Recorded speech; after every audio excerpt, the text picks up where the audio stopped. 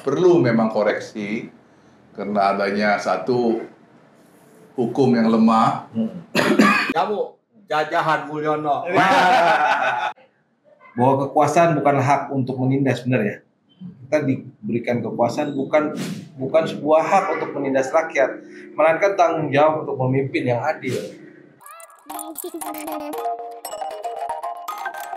Assalamualaikum warahmatullahi wabarakatuh, sahabat logika. Jumpa lagi bersama saya Widhi Grafias dalam channel politik tercinta kita, Logika Bicara. Sahabat logika, kita tahu bahwa para purnawirawan TNI kemarin memberikan surat kepada Presiden Prabowo. Isinya beda-beda tipis sama statement atau tuntutan mahasiswa yang tempo hari juga sempat demo ya. Sempat demo berhari-hari ya. Sempat waktu itu kalau tidak salah ada korban 3 orang mahasiswa dari UI ya Bang ya. Tuntutannya beda-beda tipis. Artinya seperti alam semesta ini sepertinya akan mempertemukan gerakan mahasiswa, gerakan moral mahasiswa dengan gerakan moral para purnawirawan TNI. Nah, poinnya adalah tentu kita sebagai para mantan aktivis, kita dukung gerakan mahasiswa dan kita harus dorong supaya semua elemen bangsa mendukung juga gerakan mahasiswa untuk menciptakan Indonesia lebih terang, lebih cerah dibanding Indonesia saat ini yang katanya banyak orang Indonesia saat ini sedang gelap gulita. Apa sih sebenarnya poin-poin yang mirip-mirip dengan poin tuntutan mahasiswa? Yang paling jelas adalah bagaimana para purnawirawan itu meminta wakil presiden siapa namanya wakil presiden saya lupa. Gibran. Oh Gibran ya. Gibran Rakabuming. Iya. Gigi berantakan. Oke, minta wakil presiden Gibran untuk dicopot karena telah melanggar hukum acara MK dan Undang-Undang Kekuasaan Kehakiman. Jadi ini salah satu poin yang mirip dengan keinginan mahasiswa. Poin lainnya adalah misalnya reshuffle menteri kabinet Merah Putih ya dari Prabowo yang konon atau bukan konon lagi sudah jelas bahwa itu faktanya memang ada 17.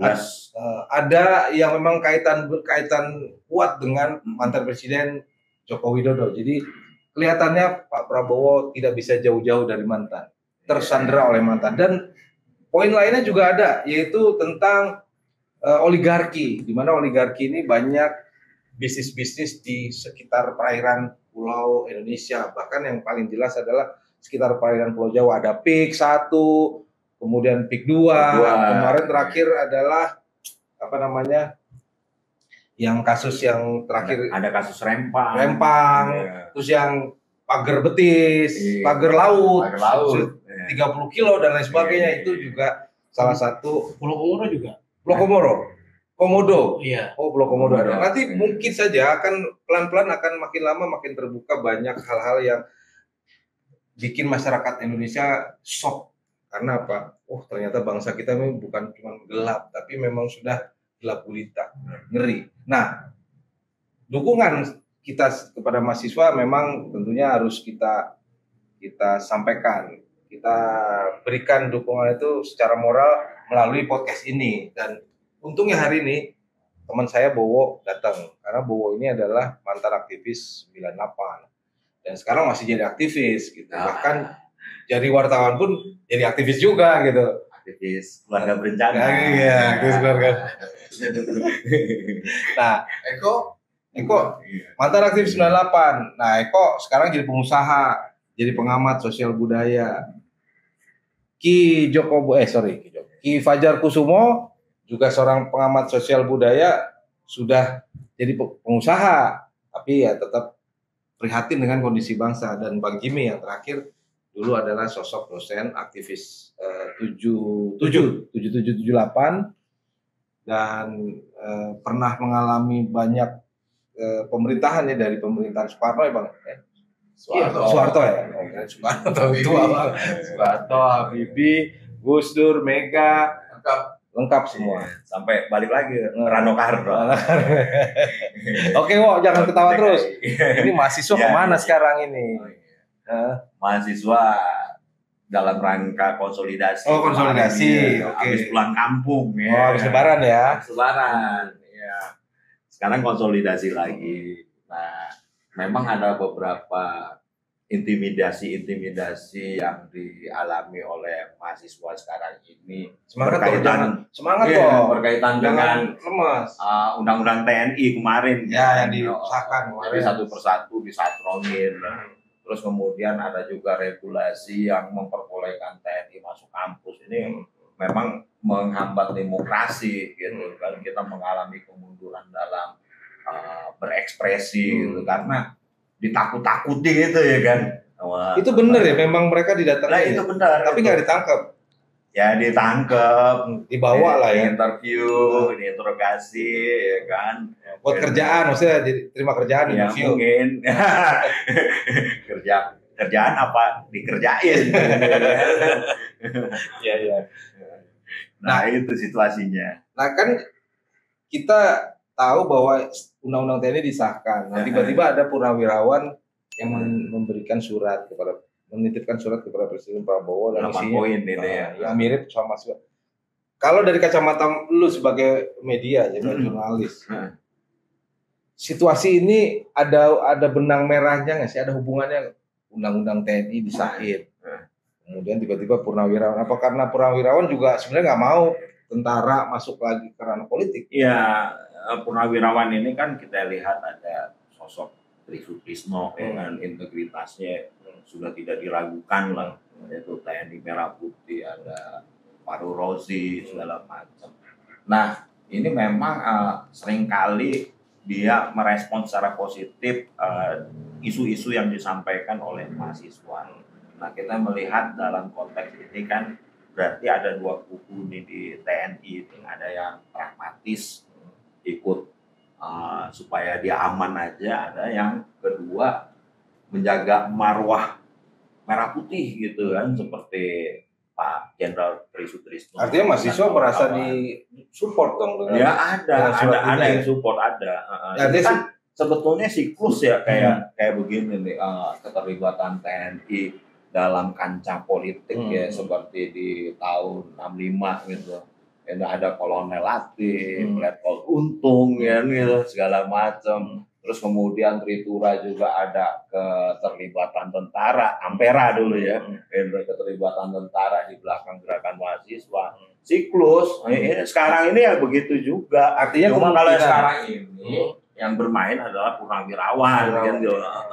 Kalau TNI aktifnya kita sejauh ini belum bisa membaca gitu siapa-siapa aja. Tapi mungkin aja ada keresahan di TNI karena Pak Prabowo ini merusak sistem atau tatanan di TNI ya. Misal ya dalam contoh kasus mengenai Teddy Indra Wijaya gitu yang tadinya berpangkat mayor tiba-tiba melejit ke letkol gitu, melewati beberapa leading di atasnya gitu. Ini kan menimbulkan kecemburuan, kita nggak tahu isi hati para senior-seniornya Teddy seperti apa gitu. Ini seperti api dalam sekam aja, tinggal kalau ada angin ya membara udah. Kalau TNI kan menunggu itu gitu kan TNI.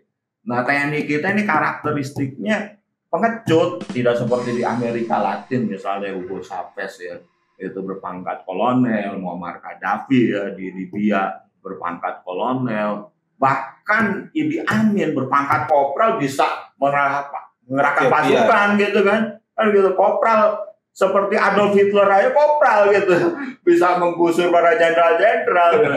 Nah di Indonesia ini pengecut gitu, jadi menunggu wait and see gitu, kalau ada yang bergerak barulah mereka bergerak. Kayak 98 dulu kalau mahasiswa nggak bergerak ya TNI diem-diem aja gitu kan, karena mahasiswa bergerak ikut di belakang seperti itu. Nah itu siklus. Nah sekarang ini modelnya seperti itu, jadi para purnawirawan aja, TNI aktifnya sih ya masih sembunyi lah entah di mana gitu ya. Bener gitu Bang Jimmy. Memang situasi sekarang ya nggak bisa memang secara formal undang-undang nggak bisa mereka menjadi pelopor. Harus nunggu memang ya. Harus memang melihat. Tapi apapun yang terjadi, selalu memang sejarah menjelaskan bahwa selalu ada keterlibatan militer. Nah, tetapi semenjak 98 terjadi hal yang berbeda. Tentara itu memang masuk ke barak dan tertib. Dan ini yang kita banggakan pada tahun 98. Jadi kita mesti melihat hal yang sangat positif tentang gerakan mahasiswa di tahun 98. Tentara kembali ke barak. Dan ini yang harus diteruskan. Dan di lain pihak civil society itu juga harus menguatkan diri.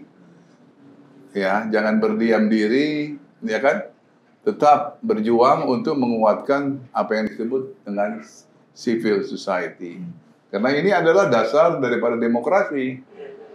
Jika tentara keluar dari barak, artinya demokrasi mati. Kira-kira gitu. Nah, kita tidak inginkan itu lagi, karena akan mundur lagi kita ke belakang, ke 26 tahun lagi. Kita harus melihat ke depan, tentunya kita perlu memang koreksi, karena adanya satu, hukum yang lemah, yang kedua, kelembagaan politik lemah. Nah, justru ini yang kita mesti perkuat sekarang. Kalau ekonomi itu udah lumayan, restrukturnya reformasi strukturnya sudah lumayan. Artinya selalu ada pembaruan walaupun masih tersendat-sendat. Yaitu umpamanya soal izin, ya kan? Soal kawasan berikat, ekonomi itu yang izinnya ada tapi investornya nggak ada. Jadi banyak hal-hal yang memang harus dibuat sebagai pekerjaan rumah. Kira gitu. Oke. Sebelum kita terusin, kayaknya kita pesen kopi dulu biar agak slow. Kita pesen kopi dari Logika Kopi. Wah, iya. Oke. Udah ada nih. Boleh Pesen juga. kopi. Ayo, silakan. Kita kopi dulu. Kopi dulu. Mantap. Logika Kopi. Mantap. Kasih. Oh, berarti yang itu ya? Makasih. Oke. Bro, Ini jamu. jamu. Iya. Jamu ini dari Jogja ini. Ini dari Jogja, jamu. Jamu, jajahan Mulyono. Nah disentuh nih, berani nih. Kalau disentuh, ini ada ini. Jangan dong. Gua mau pencet aja bawah. Oke, aduh. Oke, kita banyak banget PR. Karena apa? Indonesia belum kunjung terang benderang. Nah, gue pengen melihat ke depan tuh Indonesia seperti apa. Ini kan ada dua ini nih, dua dukun politik nih hari ini nih. Iya. Yang satu senior ya kan, yang satu junior. Senang istri orang, Iya. senior. Ya. Enggak dong, ya kan? Enggak. Oke. Nah, kita mulai dulu dari yang dukun senior nih, dukun politik nih. Ki Fajar. Ini arah desakan tentara Purnawirawan tentunya ya. Kan ini kan searah dengan perjalanan aksi unjuk rasa yang dilakukan mahasiswa. Ujung-ujungnya adalah minta klan Mulyononya hilang semua nih sebenarnya ujung-ujungnya ya. Klannya hilang, gerakan akar-akar politiknya di mana-mana itu dihilangin sebenarnya. Nah, ke depan apakah itu memungkinkan itu akan terjadi atau justru malah sebaliknya? Karena kita tahu kita tuh pakai sistem presidensial, pakai paket ya. Iya. Jadi pemilu tuh paket presiden dan wakil presiden. Nah, kalau ini yang bikin sial, presiden sial. Okay. Begitu, ya, benar ya. Iya, itu agak rumit itu memang bahwa apakah permintaan untuk mundurnya Wapres ini di belakang itu sebenarnya pindah mundur presidennya. Oh gitu malah ya harusnya. Nah, itu pertanyaan yang harus di garis bawahi itu bahwa Karena nggak mungkin dalam undang-undang yang sekarang memundurkan wapresnya aja itu nggak mungkin. Harus satu paket. Harus satu paket. Lah kalau ini satu paket, lah ini kan apa ini? Permintaan apa ini? Ini kan harus kita bedah lebih jauh ini ya. Permintaan apa ini? Apakah memang arahnya ini membuat menjatuhkan pemerintahan yang sah? Atau menganggap bahwa pemerintahan ini memang tidak sah dari awal. Nah, ini yang Cocok. yang harus Diterawang. Iya benar. Diterawang. Dia tahu ya. Dia tahu Ini ya. sebenarnya yang mau dijatuhin itu bukan Gibran. Dia malah ini sebenarnya yang mau dijatuhin Prabowo ini. Iya. Nah, kenapa Gibran yang dikeluarin ya nama karena Gibran? titik lemah. Hmm. Titik lemah dalam hal ini adalah Gibran. Gibran sebagai wakil presiden. Satu.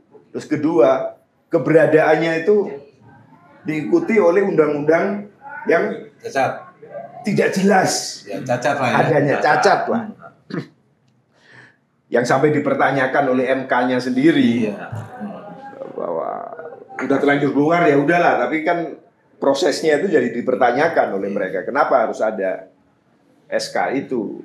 Nah, ini kan apa ini? Makanya ini menjatuhkan pemerintahan yang sah atau Iya. membuat bahwa pemerintahan ini sudah tidak sah dari awal. Nah, ini agak susah ini. Dan lu nggak setuju dong gitu ya? Ya, kondisi sekarang kalau sampai nggak ada pemerintahan berarti vacuum of power dong. Nah, vacuum of power berarti nanti siapa yang menangani? Apakah pemerintahan yang dulu akan kembali lagi?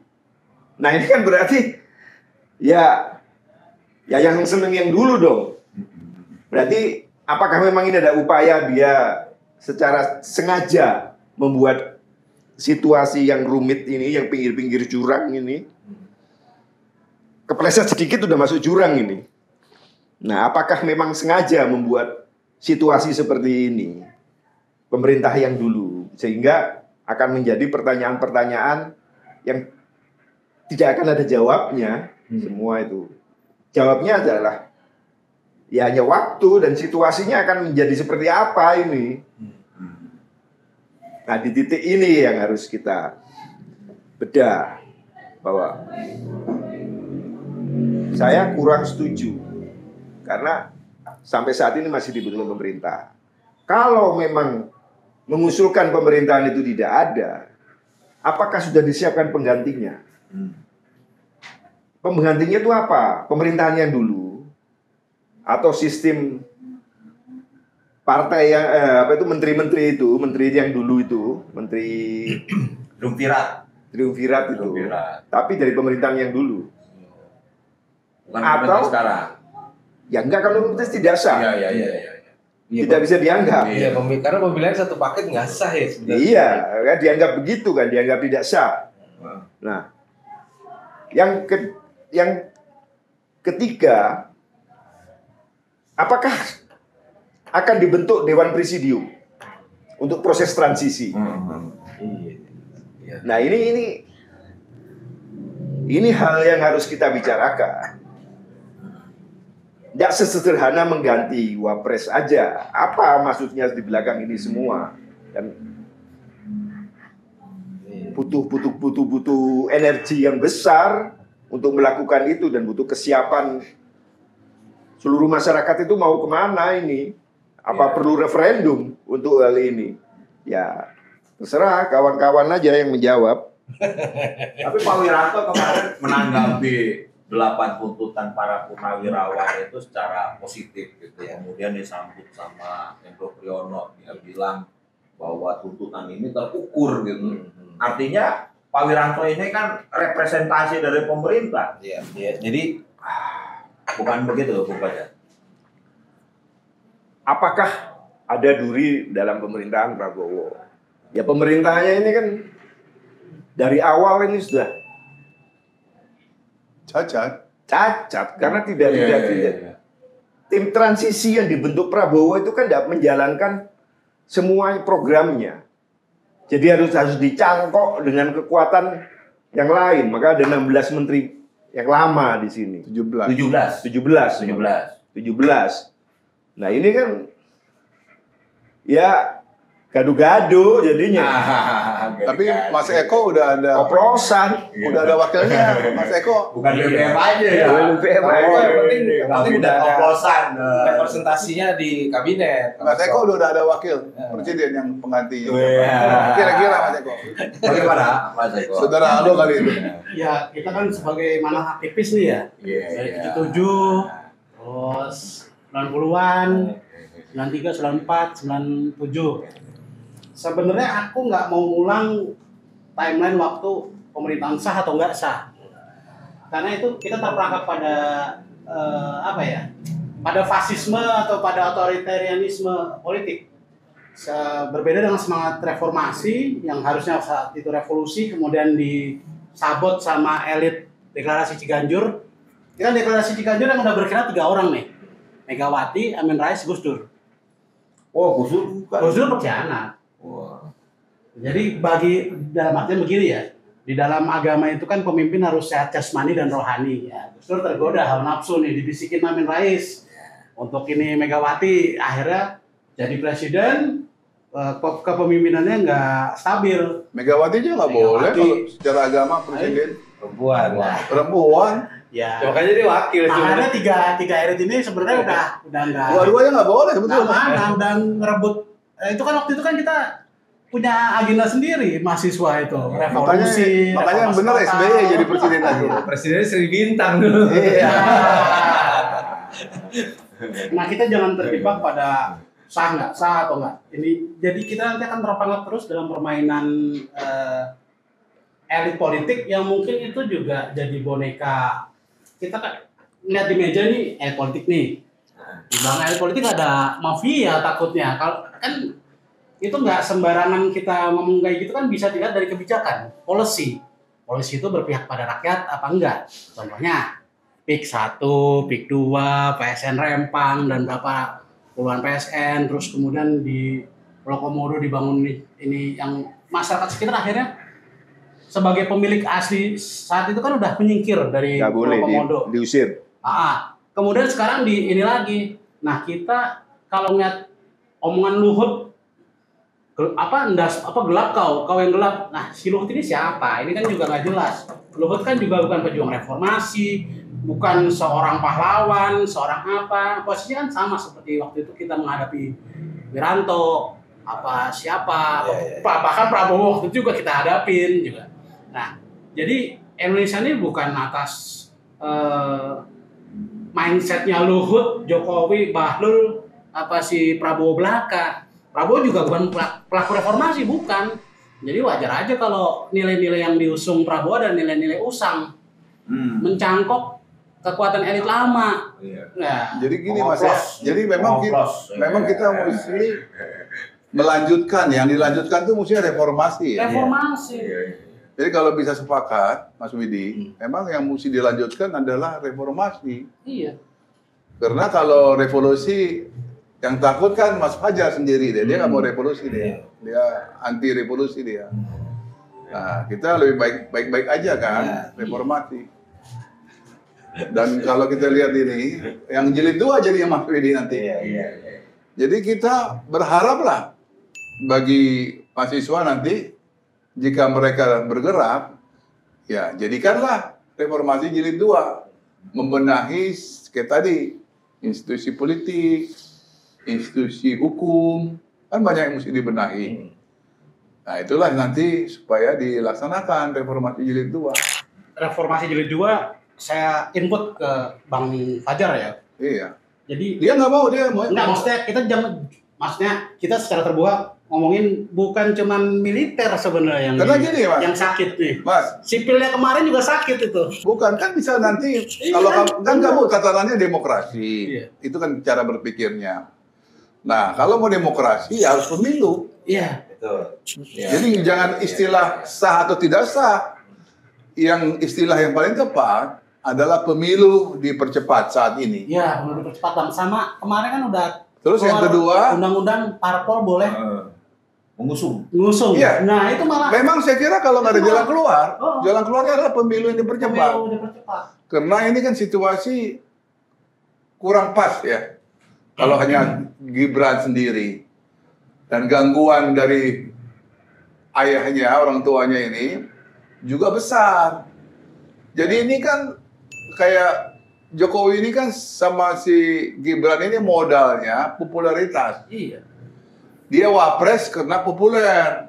Bapaknya. Populernya juga dibentuk, Bang. Iya. Bukan karena populer, karena bansos itu, Bang. Bansos, buzzer.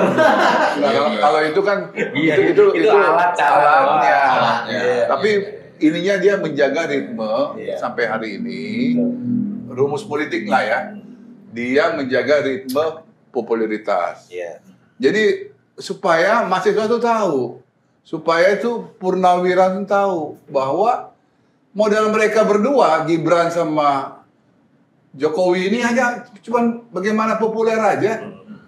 Jadi ini istilahnya ini penyanyi dangdut lah kira-kira gitu levelnya.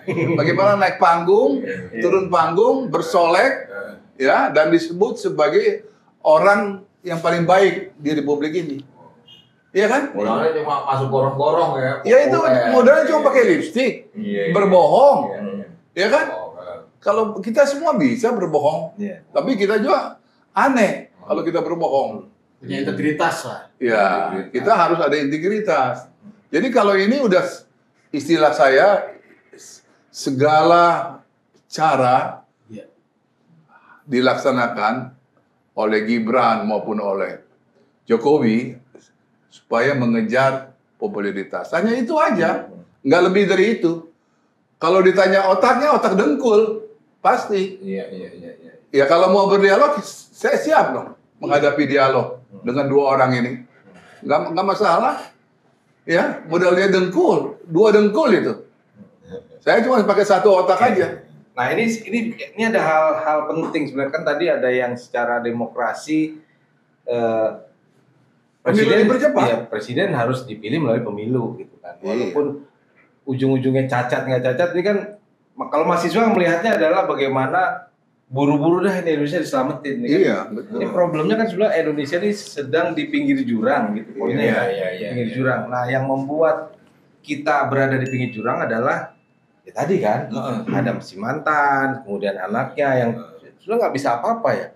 Bahkan si mantan pun akhirnya dikirim ke Vatikan. Kenapa nggak wapres misalnya gitu? Lagi cari peluang, siapa tahu anaknya bisa jadi pengganti Paus Fransiskus. Ini di kepalanya itu hanya cuma satu rumusnya, bagaimana populer. Kita jangan ganti-ganti lagi rumusnya. Jadi kalau kita mau menghadapi Gibran dan Jokowi, kita mesti bukan pro populis, tapi pro pada hal yang real, kehidupan rakyat. Jadi kita mengangkat harkat kehidupan rakyat, bukan mengangkat kehidupan Gibran sama Jokowi.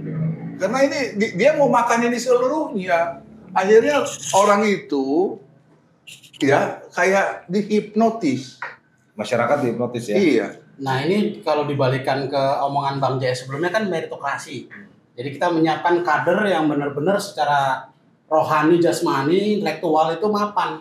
Nah, sedangkan Gibran, Kaisang, Jokowi sendiri apa? Ya. Itu juga harus disidikin juga. Ini bibitnya apa, bobotnya apa, bebetnya. Ternyata kan falsafah Nusantara dulu, bibit, bebet, bobot, Elin Lan Waswodo, Ojo Dumeh. Ternyata semua kan dilanggar. Sekarang akhirnya kan ya itu pengalaman para elit-elit zaman dulu sebenarnya. Ternyata ya udah seperti Bang Jas ngomong. Ini dengkul dewe nih, sakarape dewe. Masyarakat hipnotis propaganda, mindset. Berarti masih dalam kategori ini cari apa namanya kerasukan apa kemarin? Itu semuanya lagi. Ya oplosan itu kan ya kerasukan, udah kesurupan situasinya. Tapi kan problemnya itu tadi. Kalau kita mau menekan ke arah masa transisi, berarti pertanyaannya apakah yang dipakai untuk masa transisi itu pemerintah sekarang, atau kita mendorong terbentuknya Dewan Presidium untuk transisi. Kalau mengarah ke sana. Tapi kan untuk proses mengarah ke sana itu Jauh, panjang dan belum kelihatan. Bakal diadang juga ya. Ya diadang atau tidak itu masalah biasa. Tapi yang penting kan ada prosesnya nggak yang dijalani. Nah ini kan belum ada. Kalau proses yang memang kita udah jenuh terhadap TNI, sipil, elit. Ini kan sipil yang ngerusak juga nih, bukan cuma TNI atau Polri. Sipilnya juga ngerusak. Ya tinggal libatkan para sultan apa para raja tradisional yang udah menyerahkan kontrak sosial kepada NKRI. Itu jadi Dewan Presidium cocok itu. Kalau aku ya. Ruwet ya. Soalnya kalau parpol ini udah nggak dipercaya. Tapi memang Apalagi parcok. Tapi dipercaya udah. Tapi apakah memang masyarakat tuh sudah se-hopeless ini ya sehingga kayak kemudian tiba-tiba muncul purnawirawan kasih surat. Iya, memang masyarakat kita ini sudah masa bodoh lah. Pemerintah mau buat kebijakan apa kayak itu kan. Faktanya apa? Misal ya dalam konteks program utamanya Prabowo, MBG makan biaya gede, ya kan?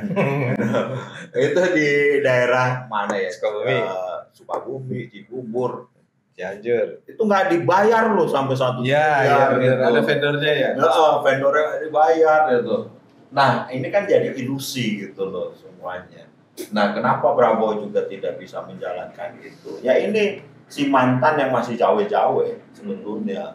Itu jadi penyakit sebenarnya. Iya, jadi penyakit. Seandainya itu nggak ada mungkin Ya mungkin ya. Mungkin Tapi ya. kan Prabowo juga tersandra entah karena kasus apa gitu ya sama si mantan gitu, sehingga manut-manut aja gitu kan.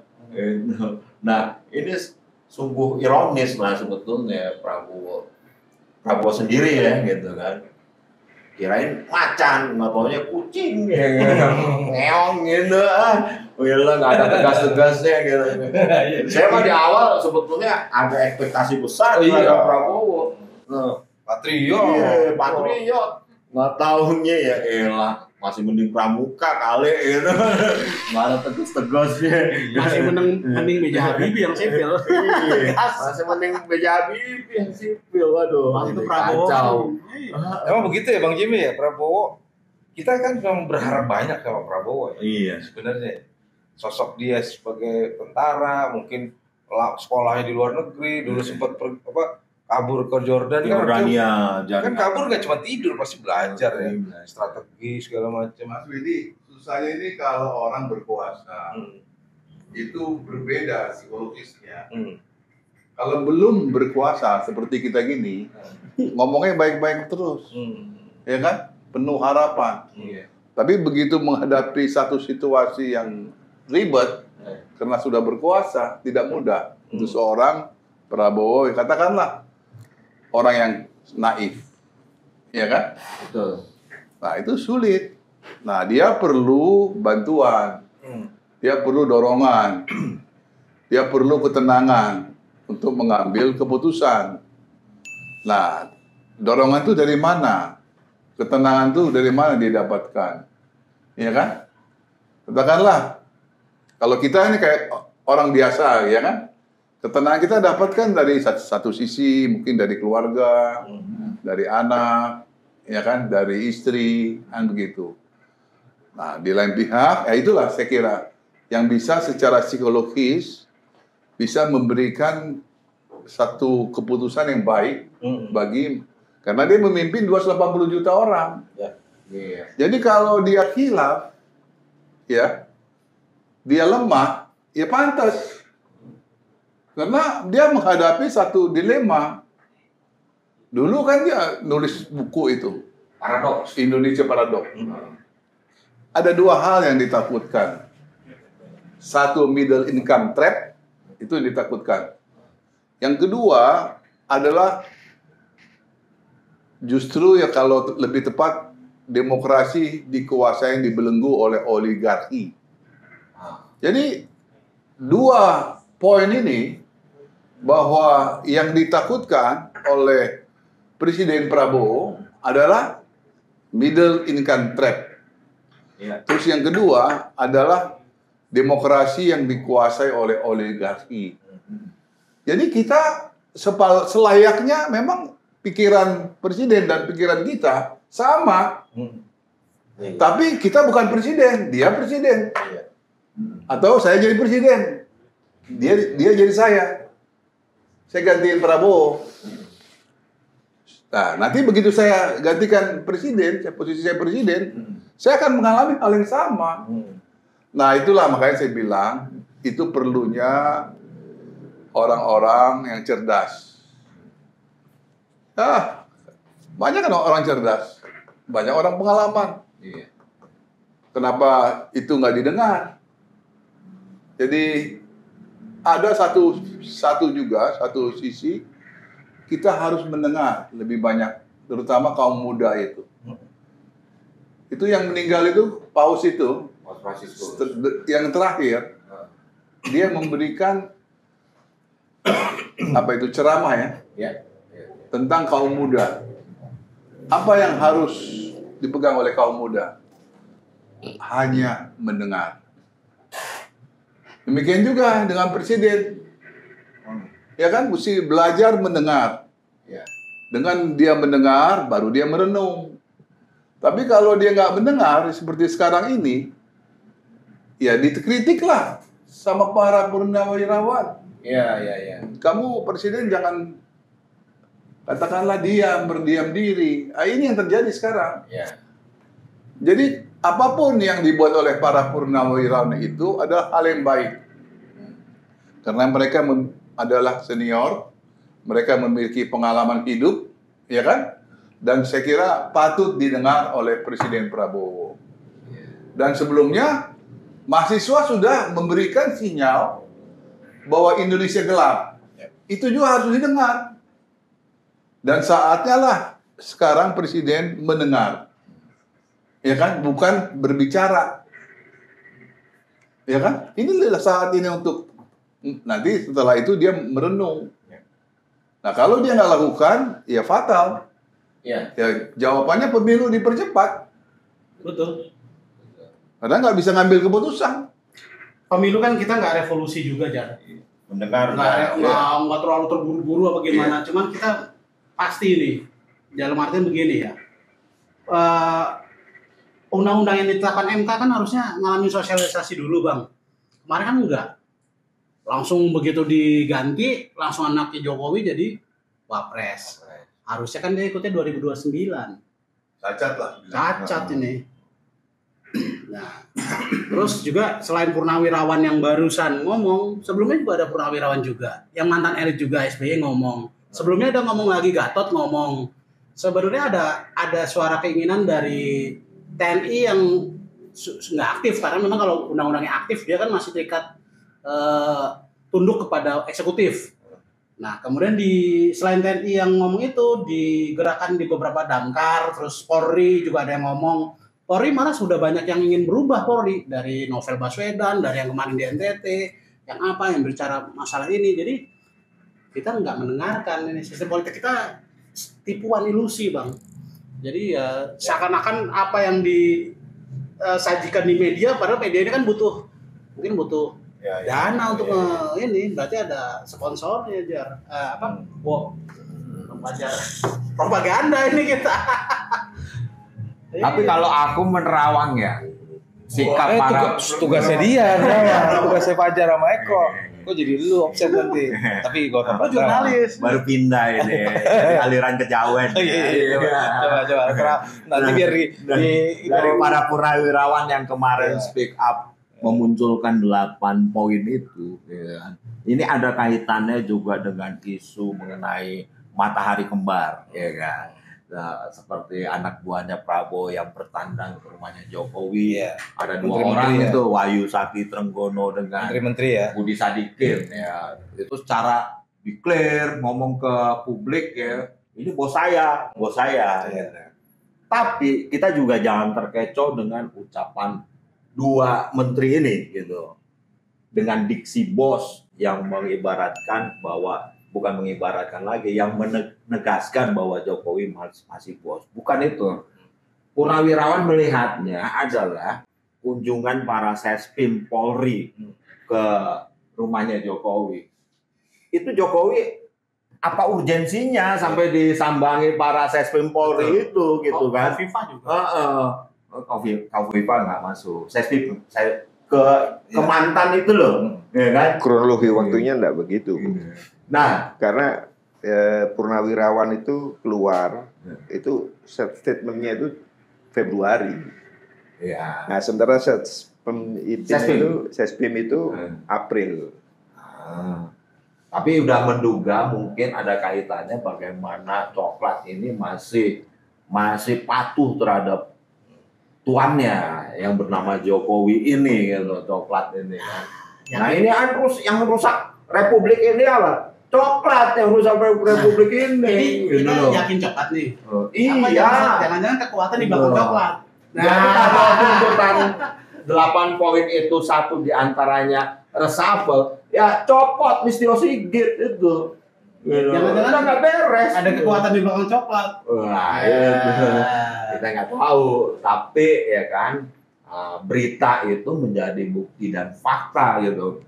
Betapa ngawurnya ini kelakuan coklat belakangan ini kan begitu ya. Tapi udah kan di poin nomor 7 ya? Ada tentang coklat ada.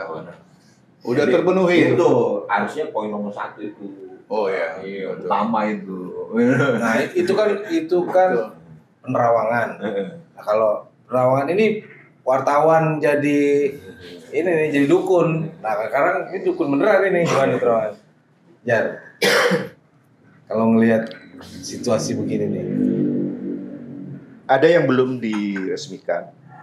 RUU Polri. Ini.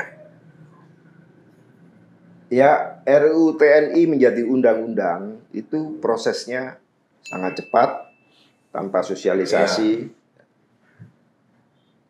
Meskipun kalau kita pelajari RUU TNI untuk menjadi difungsi atau militerisme menguat kembali itu butuh waktu proses lama. Nah, tapi kalau RUU Polri 1 detik sudah bisa berubah.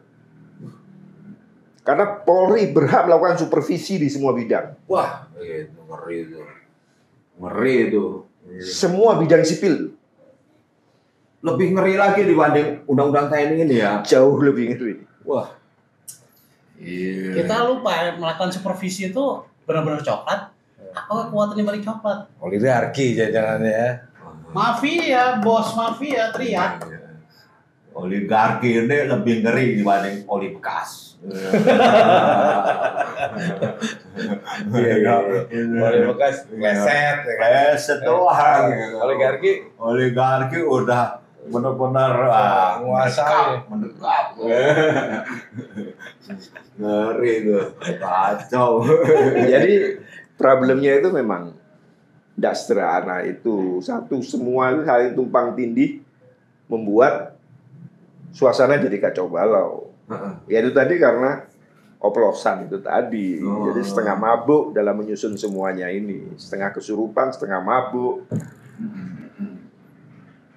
Goro-goro dong. Ya kalau goro-goro itu bayangan gua kalau goro-goro itu kan Punakawan itu. punokawan. Iya. Tidak ada goro-goro itu kerusuhan, enggak punokawan. Jadi kegiatan serius itu sudah diambil alih oleh pelawak-pelawak. Iya. Dan itu membuat kekacauan parah. Dan situasi sekarang ini sejak 99 sebenarnya goro-goro semua. Belum selesai. Iya. Goro-goro terus ya. Goro-goro terus. Nah, apakah ini akan berlanjut menjadi huru-hara atau enggak? Saya nggak tahu ada yang melanjutkan atau tidak. Tapi bahwa kita harus mencermati ini dan mencegahlah supaya kalau sampai jangan ada kerusuhan besar lah. Karena saya dengar di beberapa titik di Indonesia konflik horizontal sudah mulai ada. Apakah situasi di pusat yang kacau ini sehingga tidak mampu untuk meninjau keseluruhan? Karena Indonesia itu sangat luas, dari Sabang sampai Merauke itu sangat luas. Iya. Kalau kita nggak fokus sama seluruh Indonesia ini ya pinggiran-pinggiran terjadi kerusuhan ya pusat nggak tahu dan bisa juga nggak mau tahu. Tapi ini sudah di depan mata.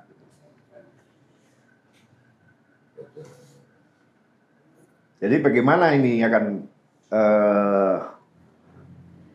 suasana ini apakah berakumulasi terus menjadi puncaknya?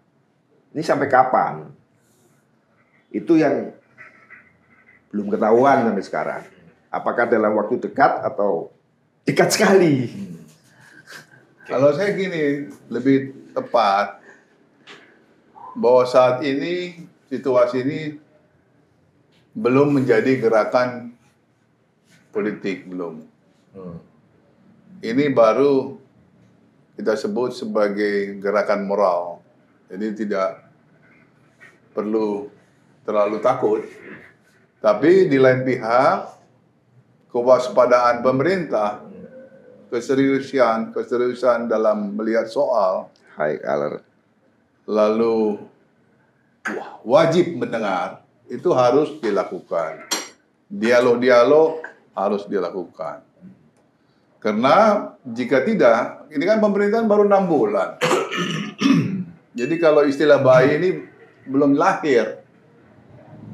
Ini belum lahir, baru cabang bayi ini. Nanti 3 bulan lagi baru lahir itu. Pemerintahan bayi. Karena udah 9 bulan. Iya. Nah, kalau itu pun tidak dilakukan oleh pemerintahan sekarang, karena banyak dan ribetnya situasi, termasuk eksternal, atau dunia internasional. Nah, ini menurut saya akan menjadi gerakan politik. Dan kenapa saya sebut sebagai gerakan politik? Karena dia nggak ada dialog lagi. Jadi head to head yang berhadapan. Jadi pribadi ke pribadi, ya kan? Kelompok ke kelompok, ya kan? Partai kepada partai, kira-kira gitulah. Masyarakat kepada masyarakat, dan ini penentunya tetap aja gerakan mahasiswa. Ya. Dan sejarah yang menjawab ini. Tetap gerakan mahasiswa sebagai pemicu awal untuk adanya gerakan politik. Jadi kita siap-siap aja bahwa akan ada gerakan politik, kemungkinan itu ada. Tetapi kemungkinan itu tidak ada atau kecil jika kewaspadaan pemerintah ini ditingkatkan, mau mendengar, mau berdialog. Jika tidak, ya, umpamanya kayak begini, dari 8 itu sudah terang titiknya.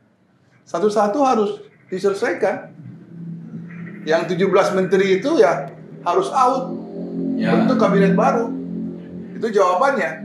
Kalau saya, ya kan? Kalau Gibran mau diberhentikan, nggak usah diberhentikan juga, dia nggak berbuat apa-apa kok. Tapi dikucilkan aja, supaya jangan salah ngomong. Kayak ini kemarin dia ngomong, wah nanti ada kita surplus Demografi. Bonus demografi. Bonusnya dari mana? Kalau yang ngomong model begini, apa yang bonus? Betul nggak? Iya. Bonus demografi artinya ledakan penduduk, maksudnya gitu? Bukan. Jadi itu adalah orang muda. Orang tua seperti saya ini udah di bawah tanah lah. Iya. Nah, yang tersisa adalah kaum muda, orang-orang yang di bawah 30 tahun katakanlah gitu. Dan ini merupakan satu kekuatan, satu tenaga. Tapi itu kan dari sisi quantity. Yang harus dilihat adalah dari sisi kualitas. Apakah si 200 juta orang ini benar-benar bisa bergerak, memiliki ilmu pengetahuan dan high tech apa tidak, memiliki katakanlah kalau menurut saya keahlian, Skill ya. skill yang cukup. Karena nanti kan Yang dihadapi tahun 2030 ke atas adalah persaingan yang ketat. Iya. Betul. Teknologi. Kalau Gibran ngomong bullshit lah. Dia Bullshit, pasti cuman kayak propaganda yang dipersiapkan oleh timnya Gibran aja. Bullshit Gibran. Jadi kan Gibran kita ngeliat, kita kan udah terlalu tua ya, udah terlalu. Kita lu kali ya, saya Lu? masih muda. Nah, kita kan udah pengalaman ya. Gibran aktif di apa? Forum-forum komunikasi, diskusi, debat apa gimana untuk menunjukkan karakter intelektualnya kan nggak ada Gibran. Nggak ada, ya. Bullshit. Omongan Gibran seperti omongan Jokowi tahun 2015. Ekonomi akan begini nih, meroket. Bullshit, Jokowi bullshit. Gua tidak akan jauh dari pohonnya udah. Gibran juga bullshit. Kalau di Middle East, nama Gibran itu paling tinggi, Khalil Gibran. Itu kan di Libanon. Tapi ini dari Solo. Ya lain lagi. Terbalik, ya kan? Iya. Betul nggak? Betul. Sama kayak Bahlil. Jadi Bahlul. Nah ini jangan-jangan Bahlul Gibran nih. Makanya Gibran jadi Samsul. Iya. sampai Sutioso ngomong kan, gak cuma Trisno sama Farozi, Sutioso ngomong kan ini perintah anak kecil ini. Nah kita ngeliat dia pindah dari apa? Wali kota Solo ya. Masih beresin mainan di meja. Dan dulu ada yang bilang itu. Berarti kan fokusnya bukan rakyat itu. Dulu ada yang bilang itu. Ini belum lurus, kencing belum lurus. Tapi dalam kesaksiannya Amran Sulaiman, Menteri Pertanian, ya kan, Menteri Pertanian yang baru saja membekukan gudang-gudang beras mafia beras gitu kan. Nah dia ditegur sama Gibran tuh kan. Enggak, itu berita yang lalu itu. Yang lalu itu ya. Itu pemerintahan pertama Tapi ditegur Jokowi. sama Wapres dia. Iya. Si Yusuf Kala. Oh Yusuf Kala. Iya. Oh bukan Enggak, Gibran. itu beritanya bukan Ya Gibran. beda-beda tipis lah, Yusuf Kala juga ya kan. Waktu era Gus Dur kan juga mafia beras juga tuh. Sebenarnya untuk menyadarkan rakyat perlu dibuka juga bahwa membaca karakter elit itu sangat mudah. Cuman suar-suar propaganda ini kan menutupi nih rangkai ini si elit jadi hero apa pahlawan apa. Iya. Dia punya pandangan yang baik, misalkan Prabowo ngomong apa 2045 Indonesia emas. 2045 kan masa kepemerintahan Prabowo kan 2024 2029. Kemarin Gibran ngomong lagi 2030. Nah, 2024 sama 2029 dia mau ngapain nih dua orang ini? Harus ditanya juga Prabowo, jangan suka bohongin masyarakat juga kayak gitu. 2045 sekarang ada Trump aja. Pusing ada Trump. Boro-boro Trump makan bergizi gede. Mana? Belum dibayar. Pemerintah kita nggak punya duit. Prabowo mau bullshit, mau bohongin masyarakat, ya silakan aja kayak gitu terus. Oke, ini kita kembali ke laptop ya. Kan tadi kita ngomongin soal gerakan mahasiswa, gerakan moral mahasiswa versus gerakan moral tentara gitu kan. Purnawirawan. Nah ini kalau kata Ki Fajar cuma goro-goro aja, belum bukan gerakan. Belum. Nah, kenapa kemudian Indonesia ya begini-gini aja yang masih goro-goro terus? Itu kenapa, Jar? Problemnya di situ. Kenapa kok kita goro-goro terus? Agak pernah yang enak gitu, jadi dapat pemimpin yang baik gitu kan. Mungkin kita terlatih untuk bergibah mungkin. Bergibah.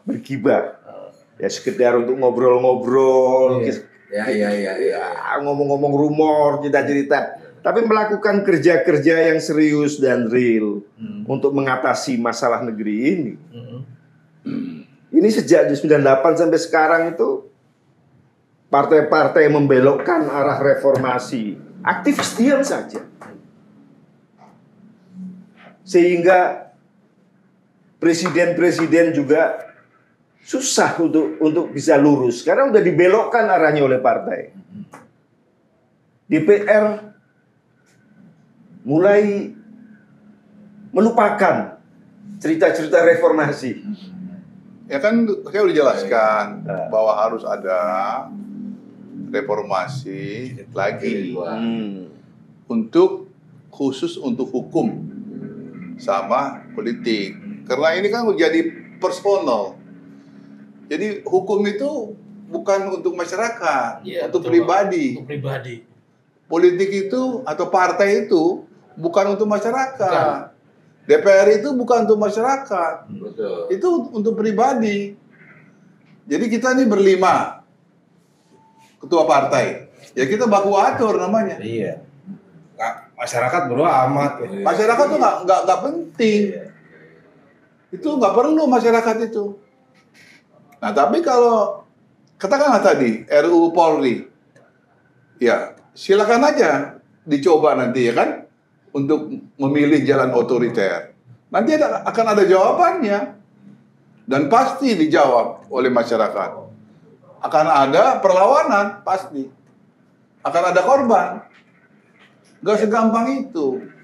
Karena kita sudah melaksanakan demokrasi.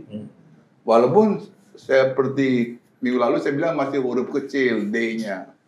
Belum huruf D besar. Belum kapital ya. Belum kapital. Yang dilupakan elit otoritarianisme atau fasisme yang merasa paling benar sendiri. Nah. Ini kan nggak belajar dari sejarah, Bang. Mereka lupa bahwa waktu itu aparat 98 itu, Parcok itu ngeri pakai tugas seragam dinas. Karena masih di jalan-jalan dikeroyok, dikejar-kejar. Sweeping ya. Dan saya juga pernah ngalamin berapa kali melihat di Mangga Besar Ragunan sini juga dikejar juga. Pahlawan polisi itu ya reformasi. Iya. Karena ada reformasi lah si polisi ini berkuasa.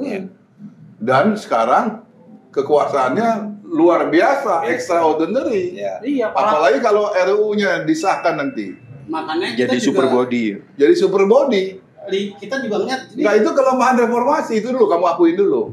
iya, Itulah itu kelemahan reformasi. dari reformasi 98. Karena kita nggak awas, Bang, Iya. bahwa di Parcok ini kan berhubungan dengan para orang-orang di masyarakat. Ada para pengusaha besar, ada jaringan bisnis, ada jaringan apa, dan mungkin bikin deal-deal juga. Karena mereka juga buktinya jadi donatur politik parpol kan. Nah, ini kita nggak bisa melihat bahwa metode ini cuma ada di Indonesia, nggak usah jangan serius. Metode ini dipakai di era Bill Clinton juga, sama aja. Jadi kalau kamu baca itu short all bukunya, itu kelembagaan itulah salah satu yang merusak, yang menjadikan otoriter. Short all 1984. Nah, ada polisi yang namanya istilahnya polisi pikiran. Nah, ini polisi pikiran ini disebut Orwell. Ini polisi pikiran, inilah sumber dari segala penyakit otoriter. Jadi dari pikiran yang jahat, dari pikiran yang ingin berkuasa, dari pikiran melupakan rakyat. Itu namanya polisi pikiran. Nah, ada lagi istilah kementerian. Kementerian kasih. Itu yang baik. Bukan Departemen Agama kayak kita. Ini hajinya nggak beres. Betul, Pak? Ada kementerian, benar. Masih buron ya. Benar, ada. Takut ya. Jadi kalau si Short Owl itu, ini kan kejadiannya tahun 45 dia itu. Oh, ya kan sebelum 45. Dia udah berpikir ke 1984. Ini polisi pikiran nih. Nah, jangan sampai sekarang ini di 2025 ada polisi pikiran lagi. Gara-gara tahun 98 kebablasan, jebol bendungannya. Kan kamu berjuang semua. Ya kan ikut menyumbangkan tenaga dan pikiran. Tapi dimakan polisi. Nah, ini namanya polisi pikiran. Betul. Cocok nggak, Mas? Betul, polisi yang menikmati hasil reformasi jilid 1. Iya. Ya kan? Iya. Oke, baik sahabat logika, itulah pembincangan hangat kita pada hari ini. Ada beberapa kata-kata mutiara buat teman-teman mahasiswa, buat pemimpin kita. Bahwa kekuasaan bukan hak untuk menindas, benar ya? Kita diberikan kekuasaan bukan sebuah hak untuk menindas rakyat, melainkan tanggung jawab untuk memimpin yang adil. Jadi kalau misalnya kita dikasih kekuasaan menindas, itu sama aja kita mengulangi masa-masa lalu, zaman-zaman kerajaan gitu ya. Zaman-zaman kerajaan adalah ketika dijadiin raja, gimana caranya bisa mengeruk kekayaan, menindas rakyat, memajaki rakyat dengan angka yang cukup tinggi. Dan sejati pemimpin adalah memperjuangkan keadilan, bukan kekuasaan. Nah, itulah yang kita omongin sekarang, supaya keyakinan kita kepada sosok Presiden Prabowo masih tinggi untuk membuat Indonesia makin terang benderang, atau habis terbit, habis gelap terbitlah terang, seperti kata Ibu kita Kartini, ya kan? Jangan dulu terang, sekarang jadi gelap gulita. Nah, itulah sahabat logika. Jumpa lagi kita di channel-channel berikutnya, di konten-konten berikutnya dalam konten YouTube Logika Bicara. Terima kasih, selalu pakai logika, salam logika.